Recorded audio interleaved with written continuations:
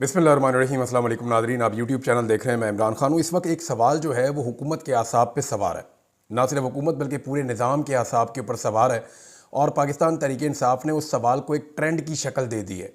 गुज़िश्ता 2 दिनों में 3 दिनों में इस सवाल ने जो है वो हर तरफ तहलका मचाया हुआ है और सवाल है कि गोली क्यों चलाई। इस सवाल का जवाब नहीं है हुकूमत के पास और अब वो मानने से ही दौड़ गए हैं कि हमने गोली नहीं चलाई। देखिए, मेरे पास 3 स्टेटमेंट हैं मुख्तलिफ वफाकी वज़रा के, जिसमें अता तारड़ ने, आपको याद होगा, मैं अगर चाहूँगा तो ये स्टेटमेंट सुना भी सकता हूँ, आप सबके पास मौजूद है, सुनाने की ज़रूरत नहीं है, पूरे पाकिस्तान ने इसको सुना है। अता तारड़ ने यह कहा था कि हम गोली चलाएंगे और 5 मिनट के अंदर छट्टा मारेंगे और लोगों का ये कर देंगे वो कर देंगे। इस आदमी ने खुद कहा कि गोली चलाएंगे। गोली चलाने की धमकी अता तारड़ ने दी थी, ये बात कन्फर्म है।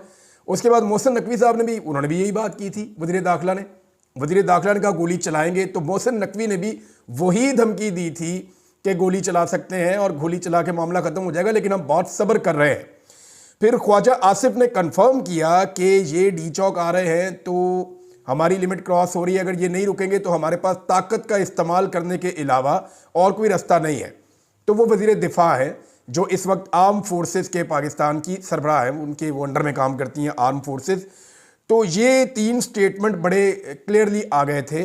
पहले ही 3 वज़रा ने कह दिया था कि गोली चलाई जा सकती है, ताकत का अंधा इस्तेमाल भी रियासत की जानिब से किया जा सकता है। तो ये 3 बयानात के ऊपर मीडिया बिल्कुल ना तस्करा कर रहा है, ना इनके ऊपर तवज्जो दे रहा है, ना इनको इस्तेमाल किया जा रहा है। मेरे ख्याल में पाकिस्तान तहरीक इंसाफ को इनकी अंग्रेज़ी ट्रांसलेशन करके पूरी दुनिया को ये भी भिजवाना चाहिए, ताकि दुनिया का जो मीडिया चला रहा है खबरें, वो ये भी बताए कि ये वो 3 लोग हैं जिन्होंने गोली चलने से पहले गोली चलाने के बारे में आगाह कर दिया था कि हम ये काम करने जा रहे हैं, हम गोली चलाएंगे। अच्छा, इसमें जो है वो एक और चीज़ बड़ी इंपॉर्टेंट है। ये कहते हैं जी गोली नहीं चली और कोई रियल बुलेट फायर नहीं हुआ, लेकिन अब मज़ीद हक़ाइक़ सामने आना शुरू हो गए हैं। यानी मतीउल्लाह जान साहब बाहर आए, उन्होंने कुछ चीज़ें और बताई हैं, मैं वो चीज़ें आपके सामने रख देता हूँ। और इसमें मैं एक चीज़ और कहना चाहूँगा। देखें, ये पिछली सदी के काम थे, जब सोशल मीडिया नहीं था, जब कैमराज नहीं थे, जब चीज़ें नहीं थी, तब आप लोगों को बाद में बेवकूफ़ बना सकते थे कि ये इसने खुद ही कर दिया, या उसने खुदकुशी कर ली, या फलां बंदे ने अटैक कर दिया, या कोई और बीच में आ गया। ये बहुत सारी चीज़ें आप कह सकते थे। ये एक जदीद सदी है, इसके अंदर हर चीज़ जो है वो रिकॉर्ड पे आ जाती है और सारे रिकॉर्ड मौजूद हैं और सबको पता है कि किसने क्या किया। तो इंटरनेशनल मीडिया जो है वो वैसे भी बगैर तहकीकात के चीज़ें चलाता नहीं है। मतीउल्लाह जान साहब ने वापस आने के बाद तफसीलात बताई हैं। उन्होंने कहा जी बहुत बड़ी तादाद में हुकूमत ने बंदे गिरफ्तार इसलिए किए हैं, या गिरफ्तारियां जाहिर करके हुकूमत ये तासुर देना चाहती है कि अगर कोई बंदे मारे भी गए हैं और उनकी लाशें गायब हैं तो तासुर ये जाए कि वो बंदे गिरफ्तार हैं, तो महीना 2 महीना उनके घर वाले ढूंढ ढूंढ के जब थक जाएं तो तब तक ये मामला दब जाएगा। तो जितना मैं इमरान खान को जानता हूँ और पाकिस्तान तहरीक इंसाफ को जानता हूँ, मामला तो वो दबने नहीं देंगे। यानी उन्होंने अभी तक कोई मामला दबने नहीं दिया। जो मामला छोटा मोटा भी होता है वो उसको उठा के आसमान पे ले जाते हैं। अब तो उनका खून बह गया है, उनके लोगों की लाशें हैं जिन्हें उन्होंने अपने हाथों से दफन किया है, तो अब तो वो नहीं छोड़ेंगे और वो इस मामले को लेकर आगे चलेंगे। मतीउल्लाह जान ने बताया कि उस रात उन्हें क्यों उठाया गया। उन्होंने कहा जी हम कुछ तहकीकात कर रहे थे लाशों के हवाले से, और उन्होंने बताया कि हम जब गए पिम्स अस्पताल में पहले, तो हमने वहाँ पे एक रजिस्टर देखा। इस रजिस्टर के अंदर रेंजर्स के डेथ सर्टिफिकेट मौजूद थे जिसके ऊपर एक डॉक्टर के साइन थे। हम उस डॉक्टर के पास गए, हमने उन्हें बताया कि जी ये सिग्नेचर आपके इसके ऊपर है और एक सिविलियन की जो डेथ हुई है उसके ऊपर भी आपके सिग्नेचर हैं। तो डॉक्टर से जब उन्होंने बात की तो उसके बाद उन्होंने बताया कि वहाँ से वो रजिस्टर गायब हो गया था और उस रजिस्टर के अंदर मज़ीद जो वहाँ पे लोग जाँ बहक हुए उनका रिकॉर्ड भी उसके अंदर हो सकता है, लेकिन वो रजिस्टर गायब था। फिर उन्होंने ये भी बताया कि पिम्स अस्पताल के अंदर वज़ीर आज़म के जो कोऑर्डिनेटर बढ़ाए सेहत हैं, वो पिम्स अस्पताल के सरबराह के कमरे को अंदर से कुंडी लगा के मीटिंग कर रहे थे। कहते हमने कई दफ़ा मिलने के लिए पैगाम भिजवाया, फिर हमने जो तर्जुमान है अनीसा, डॉक्टर अनीसा, उनसे रब्ता किया तो उन्होंने भी कोई आदाद शुमार नहीं दिए। उन्होंने कहा जी हम बाद में देंगे, लेकिन अब तक अस्पताल इंतज़ामिया बेचारी वो मजबूर है। डॉक्टर्स ऑफ द रिकॉर्ड बताते हैं कि जनाब हमारी नौकरियां चली जाएंगी। वैसे हम आपको बता देते हैं 100 से ज़्यादा बंदों का इलाज हुआ है जिन्हें गोलियां लगी थी। अब ये गोलियां किसने मारी थी? मैंने आपको 2 दिन पहले वीलॉग में एक बात बताई थी कि एक बाकायदा मंसूबा तैयार हुआ है, क्योंकि हमने उसका पहले से पोल खोल दिया था, भांडा फूट दिया था, लिहाजा वो उसको अमली जामा नहीं पहना सके। लेकिन एक कार्रवाई उन्होंने डाली और कार्रवाई उन्होंने डलवाई है वज़ीर इत्तलाआत को इस्तेमाल करते हुए अता तारड़ को। अब मैं आपको बताता हूं कि एक्चुअली मैंने आपको क्या कहा था। अगर आपको याद हो तो मैंने आपको बताया था कि जाली डाटा जारी करवाया जाएगा पाकिस्तान तहरीक इंसाफ से, और उस जाली डाटा को बुनियाद बनाकर बाद में कोई 2-4 बंदे सामने ले आएंगे, जनाब ये तो बंदे जिंदा हैं, लिहाजा पाकिस्तान तहरीक इंसाफ का बंदे शहीद होने वाला सारा नैरेटिव ही उड़ जाएगा। फर्ज करें पाकिस्तान तहरीक इंसाफ जो क्लेम करती है, फर्ज करें उनके 20 के करीब लोग जो है वो शहीद हो गए, अल्लाह ना करे इतने हो, लेकिन वो उनके तो अभी तक 12 उन्होंने कंफर्म किए हैं। मीडिया के लोग 17 तक पहुंचे हैं जो लोग वहां पे तहकीकात कर रहे हैं, लेकिन अभी तक कोई चीजें शोर नहीं हुई, उनके पास सबूत नहीं पहुंचे, लाशें नहीं पहुंची। तो तहरीक इंसाफ इसके ऊपर भी इन्वेस्टिगेशन कर रही है, उनके कौन कौन से बंदे कहां कहां पे गायब हैं। तो मैंने ये बताया था कि पाकिस्तान तहरीक इंसाफ को जाली डाटा दिया जाएगा अपने बंदों के जरिए से, उस डाटा को बुनियाद बना के बाद में उन्हें कुछ बंदे लाके सामने पेश कर देंगे, जनाब ये तो बंदे जिंदा है, तो ये तो पीटीआई वाले झूठ बोलते हैं। तो पीटीआई ने इसके ऊपर मोहतात रवैया अपनाया और उन्होंने कोई ऐसा जाली डाटा शाया नहीं किया। उन्होंने अभी ऑफिशियली सिर्फ और सिर्फ अपने 12 शोहदा के बारे में बताया कि 12 शहादतें हमारी कंफर्म है, बाकी अभी हम तहकीकात कर रहे हैं, हमारे जो बंदे लापता हैं वो कहां हैं, क्या वो लाशों की सूरत में गायब कर दिए गए हैं, या वो बंदे गिरफ्तार कर लिए गए हैं, या वो बंदे कहीं कोई उठाकर ले गया है, इसके बारे में भी उन्हें आइडिया नहीं है। इसमें अता तारड़ ने अब ट्वीट क्या किया देखें, खेल वही वाला खेला है कि इंतहाई अफसोस है कि जिन लोगों को पीटीआई मुर्दा डिक्लेयर कर रही है उन लोगों को वीडियो रिकॉर्ड करके बताना पड़ रहा है कि हम जिंदा हैं। जिसकी तस्वीर नजर आई है ये कहते हैं लाश है। अब ये नौबत आ चुकी है, यानी ये अब देखें ना, आप अंदाजा करें, एक बंदा जो पाकिस्तान तहरीक इंसाफ ने कहा हो कि शहीद हो गया, किसी एक का इंटरव्यू आ जाए, किसी एक की वीडियो आ जाए, मैं चैलेंज करता हूं अता तारड़ को कि वो ले आए एक बंदा इन 12 में से जो जिंदा हो। भाई ये 12 लोग कहां गए? ये 12 के 12 लोग जो है वो इमरान खान के धरने के लिए गए थे। ये 12 की 12 लाशें वापस आई हैं। 12 की 12 लाशें जो हैं वो बलूचिस्तान में, पंजाब में, खैबर पख्तूनख्वा में लोगों ने अपने घरों के कब्रिस्तानों में करीब दफनाई है, और तमाम जगहों में पाकिस्तान तहरीक इंसाफ के लोगों ने एहतजाज किया है। बाकायदा उनके बयानात हैं कि ये लोग धरने में गए थे और इनकी डेड बॉडी वापस आई हैं। अब उन्हें किसने मारा? अब दूसरी जानिब जो लोग गिरफ्तार किए गए हैं, अच्छा ये सारे लोग अभी गिरफ्तार नहीं हुए, इसमें अहमद फराद साहब ने भी खबर दी है, कुछ और लोगों ने भी बताया। वो ये कह रहे हैं कि ये जो लोग अब गिरफ्तार हुए हैं, जिनको सामने लाया जा रहा है, इनमें बहुत सारे लोग ऐसे हैं जिन्हें पहले पकड़ लिया गया था और उनको पीटीआई के खाते में डाल दिया गया है, असला भी पीटीआई के खाते में जबरदस्ती डाल दिया गया है। अब उसमें जो है वो कुछ लोगों के बयान आते हैं, जनाब हमें पैसे दिए गए थे 3000 रुपये की फायरिंग करनी है वहां पे जाके। अब 3000 रुपये पे फायरिंग कौन करता है आजकल के दौर में? भारत वो कह रही थी 3000 रुपये दिए गए थे, उस पर फायरिंग करनी थी। कोई स्टेटमेंट दे रहा जी मेरा पीटीआई से ताल्लुक था, मेरी ड्यूटी इस चीज़ पे थी, मैंने वहाँ बंदूकें देखी। कोई ये सारे लोग इस वक्त हिरासत में है। पता नहीं इनका ताल्लुक पाकिस्तान तहरीक इंसाफ से है भी या नहीं, वो तो तहरीक इंसाफ बताएगी। लेकिन हिरासत के अंदर किसी बंदे से बयान देना क्या होता है और उसकी कानूनी क्या हैसियत होती है ये सब जानते हैं। लेकिन हिरासत में लिए गए जबरदस्ती के बयानात को सारे मीडिया के ऊपर चलवाया जा रहा है। अब जरा अता तारड़ को हवाला करें ना मोहम्मद बूटा कांस्टेबल के, ये अता तारड़ को मेरा चैलेंज है, मोहम्मद बूटा नामी कांस्टेबल के हवाले करें अता तारड़ को और उसको दे दें फ्री हैंड, तो ये अता तारड़ पता क्या कहेगा उसके बाद? मैं अरबों का बच्चा हूं, मेरी ट्रेनिंग अफगानिस्तान में हुई है, 9/11 मैंने किया था। ये ना कहे तो आप मेरा नाम बदल दीजिए। ओ भाई गिरफ्तारी के अंदर मुझे अच्छी तरह याद है, मैंने एक दिन इंटरव्यू किया था कैंप जेल के, गुलजार भट्ट साहब थे शायद उस वक्त वहां पे सुपरिटेंडेंट। उन्होंने कहा जी आप नाम लें मेरी जेल में कैद किसी भी कैदी का और मुझे स्टेटमेंट बताएं उससे लेना क्या है, मैं आपको उससे स्टेटमेंट लेके दिखा दूंगा 2 दिन के अंदर अंदर। ये मुझे गुलजार भट्ट साहब ने कहा था। तो ये कोई मुश्किल काम नहीं है, सारी दुनिया जानती है, सारी दुनिया जानती है कि ये कैसे बनाया जाता है लोगों को। किसी को लालच दिया जाता है कि तुझे रिहा कर देंगे, किसी को कहा जाता है कि तेरे 20 साल अंदर गुजर जाएंगे, तेरा पता ही नहीं चलेगा, किसी को कहा जाता है कि तेरा इनकाउंटर कर देंगे, किसी को वैसे टॉर्चर किया जाता है, किसी को कोई लालच दे दिया जाता है। तो ये स्टेटमेंट की कोई कानूनी हैसियत नहीं है और इसकी बुनियाद के ऊपर आप कोई कानूनी मामला नहीं कर सकते। उसकी वजह यह है कि सारी दुनिया ने देखा है। अब पाकिस्तान तहरीक इंसाफ को जो है वो थोड़ा पीछे चल रही है, उसे 2-3 चीजें करनी पड़ेंगी। एक तो देखें पूरी दुनिया के अंदर जो ओवरसीज पाकिस्तानी है वो फिर लीड ले गए। शिकागो के अंदर बहुत बड़ा एहतजाज हुआ, पेरिस में बहुत बड़ा एहतजाज हुआ है 10 डाउनिंग स्ट्रीट के बाद जो है, और ये सब पाकिस्तानी आज़ाद कश्मीर के अंदर भी और पाकिस्तान के मुख्तलिफ इलाकों में भी जगह जगह शोहदा सानिया डी चौक के लिए दुआया तकरीबात करवा रहे हैं, गायबाना नमाज जनाजा अदा की जा रही हैं। तो ये तो पाकिस्तानी अपनी ड्यूटी कर रहे हैं और ओवरसीज पाकिस्तानियों ने इसके अंदर दोबारा से लीड ली है। पूरी मगरबी दुनिया के अंदर ओवरसीज पाकिस्तानी दुआया तकरीबात भी कर रहे हैं, वहां पे जाके एहतजाज भी कर रहे हैं और वहां पे जाके दुनिया को भी बता रहे हैं कि हमारे साथ क्या हुआ। बड़ी बड़ी स्क्रीन्स के ऊपर डॉक्यूमेंट्रीज लगाकर दिखाई जा रही हैं, जबकि डॉक्यूमेंट्रीज के ऊपर काम भी हो रहा है। अब पाकिस्तान तहरीक इंसाफ की जिम्मेदारी ये है कि अली अमीन गंडापुर साहब ने कहा जी मेरे ऊपर भी अटैक हुआ है कातलाना, और ये छोटी बात नहीं है। अली अमीन गंडापुर आम आदमी नहीं है, वो एक सूबे के वजीर आला है। अगर उनके ऊपर कातलाना हमला हुआ है तो ये छोटी बात नहीं है, इस बात को उठाया जाना चाहिए, इसके ऊपर मुकदमा दर्ज होना चाहिए, इसके ऊपर कानूनी कार्रवाई का आगाज होना चाहिए।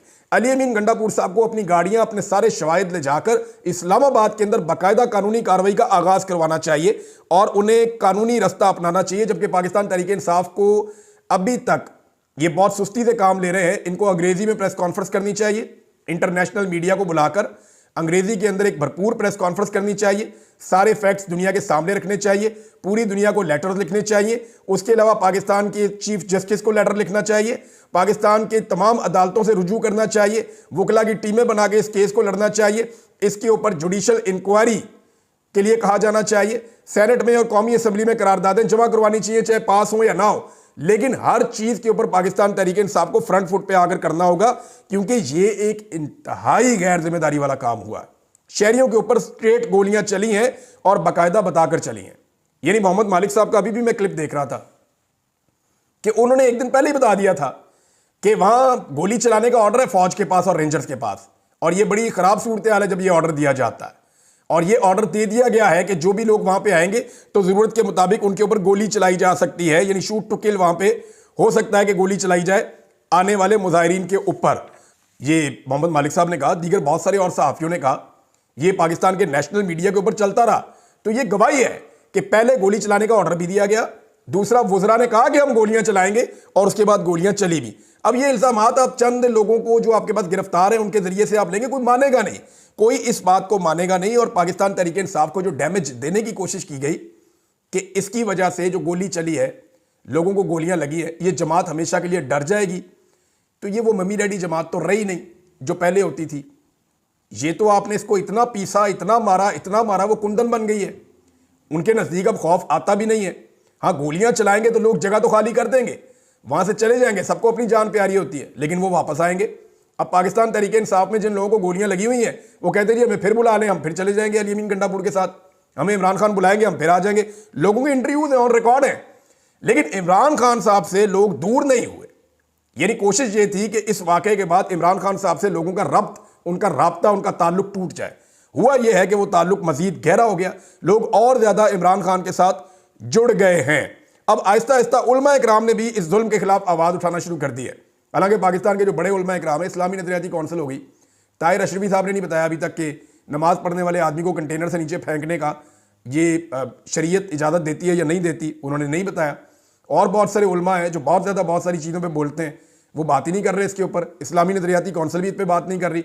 मुफ्ती तकी उस्मानी साहब के बारे में लोग पूछ रहे हैं कि जनाब आपको नजर आ गए वहाँ पे जो गवर्नर सिंध है कि वो रातों को हजरत उमर फारूक रज़ी अल्लाह अन्हु की सुन्नत अदा कर रहे हैं, उनको फॉलो कर रहे हैं, तो ये आपको नजर नहीं आया जो दिन दिहाड़े यहाँ पे कत्लेआम हुआ? इसके ऊपर तो आपने बिल्कुल नहीं बोला, बात ही नहीं की।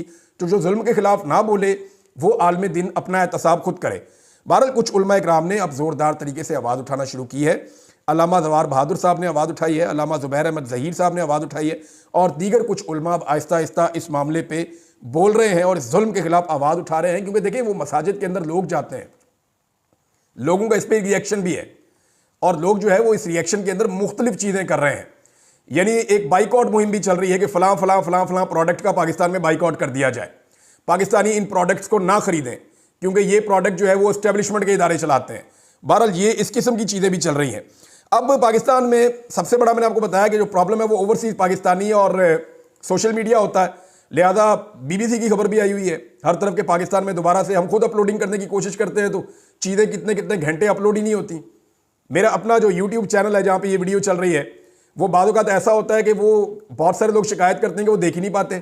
वो कहते हैं हम VPN लगाते हैं फिर जाके हमें दिखाई देता है, और अब VPN के ऊपर भी बहुत सारी चीज़ें काम नहीं कर रही। तो पाकिस्तान में एक सेंसर लगा हुआ है, पाकिस्तान में एक आज़ादी इजहार राय के ऊपर पूरी पाबंदी लगी हुई है। अब इसमें जो है वो अभी एक खबर है कि पाकिस्तान में टिकटॉक, इंस्टाग्राम और व्हाट्सएप तक रसाई मुतासर हो गई।